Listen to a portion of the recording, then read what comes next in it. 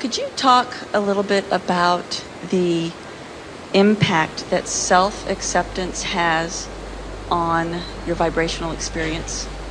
I've had the realization recently of increased self-acceptance. Well, it wouldn't have to be self-acceptance, it's just acceptance. It wouldn't have to be self-allowance, it's just allowance. But the reason that you're highlighting this in this way is because awareness of self is something that's on people's mind a lot. So it is something that most people use as a reason to not allow alignment with that broader perspective. It's a subject that the word worthiness enters into. And the thing that's really interesting about that is that the reason that so many people don't accept the rightness of their being or the perfection of their being, and therefore don't allow the manifestation of the things that they want, is because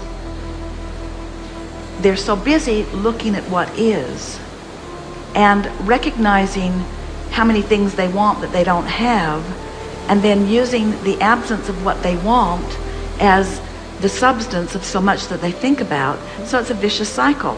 They notice what they don't have, and in noticing what they don't have, they don't allow it, and then they conclude that they are inappropriate or unworthy because they don't have what they're depriving themselves of having. Isn't it interesting when you look at it that way? And it's because they're trying to mix two philosophies that don't mix. The thing that gets so many people out of whack, and we've touched on it in 2 or 3 discussions already here today, is that, and you can't have it both ways. You've got to decide that you are the creator of your reality or that someone else is. Right. You can't have it both ways. And even in the discussions that we've had today, it's obvious that a whole lot of people keep thinking that something outside of them is still bestowing the goodness to them. When it's 100%, which is true in this sense, goodness is flowing to you, but your receiving of it or not receiving of it is totally self-inflicted or self-induced or self-allowed or self-denied. And so in order to have a discussion about self-alignment or self-allowing or worthiness, you first have to begin by acknowledging, I'm doing it all. I'm doing it all. I'm denying it or allowing it, but there's not something outside of me that is making that judgment and preventing me from the benefit. So the subject of worthiness, we hear your timer, the subject of worthiness implies that there is an arbitrator outside of you evaluating your behavior, performance, and beingness, and then giving the mark, the passing or failing grade about your deservability of whatever it is you're reaching for, and it's just not that way. Right. And I kind of internalized that over the years. Internalized it. Let's say it a different way. I practiced it. I practiced noticing. Right. I practiced noticing that stuff I wanted wasn't coming, and then attributed it to someone else's evaluation and therefore withholding of love and blessings to me. Right. And now, is it shocking or relieving to realize you were doing it all to yourself? It's a relief. Yes. Very empowering. So what were the words that you were reaching for that we moved them to worthiness? But what is self what? Acceptance. Self-acceptance.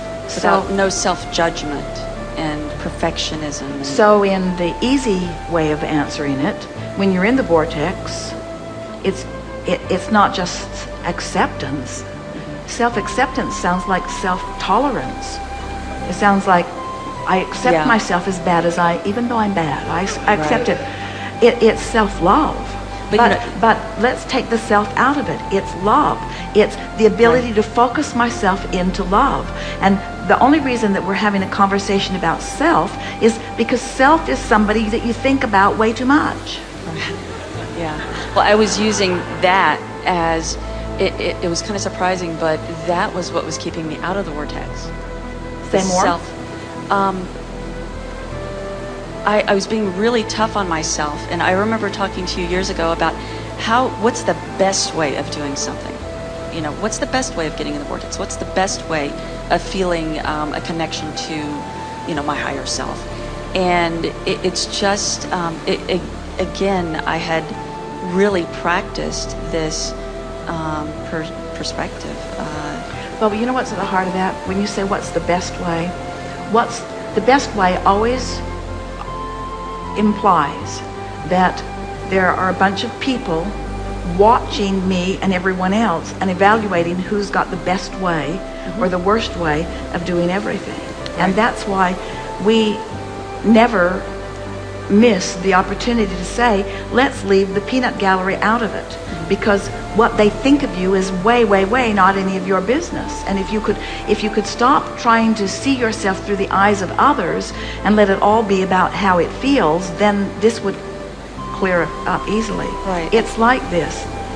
So here you are, a perceiver, and this is perception. This is eyes, ears, this is perception. So you're a perceiver, and as you perceive that through the eyes of Source, you adore it. As you perceive that through the eyes of Source, you adore it. Because when you're in sync with that which is Source, whatever you are looking at, you are finding its positive aspects, you are finding its cooperative components, you are loving it. So when you are in the vortex, tuned into who you are, and turning your attention on yourself, you adore it. And so it's not self-love that we're wanting to guide you to. It's alignment with love that no matter where you shine it. So we're approaching this, you were approaching this backwards, because what most people mean by love is, oh, that's lovable, oh, that's lovable, oh, that's not lovable. And we say whether it's lovable or not is irrelevant when you are love. Right. Because when you are love, you love unconditionally.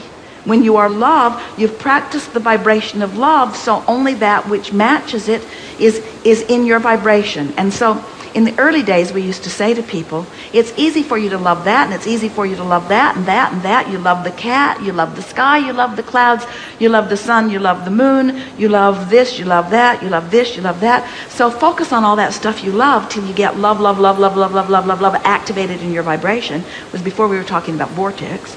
Love, love, love, love, love. And then once you're really, really solid in the vibration of love, then turn it around at yourself. Right. And I think there's a pretty good chance you'll love for a minute yourself. I did, and that surprised me.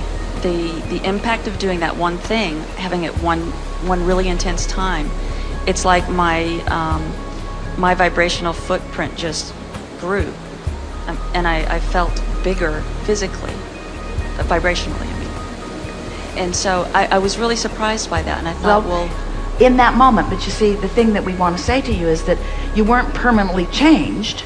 You just found a moment when you weren't resisting, and in not resisting and focusing on yourself, you felt love. But what we really want to say to you is, we don't care if you ever love you or not. We just want you to love. And if it's hard for you to love you, then think of other things. Because loving, and eventually, is what we said earlier, and then we'll take a segment of refreshment. So you've got this person that you know that's just bothered the life right out of you, literally. It just takes you to your knees every time you think of this person. So you don't think of that person because you don't want to be taken to your knees. So you practice thinking about things that feel good, and you feel good, and you think about things that feel good, and you feel good, and you think about things that feel good, until you've practiced yourself in this vibration, and eventually it's not possible for you to think about that person in a way that takes you out of the vortex, because it's just not in your vibrational patterning anymore. So whether it's another person or whether it's you, it's the same process. In other words, just practice love, practice alignment, practice feeling good until that's just your MO. And once that's who you are, then you'll find that not only can you love this and that and this and that and this and that, but you'll find the best in everything. And that's what we call seeing the world through the eyes of Source. Thank you. Good time for a segment of the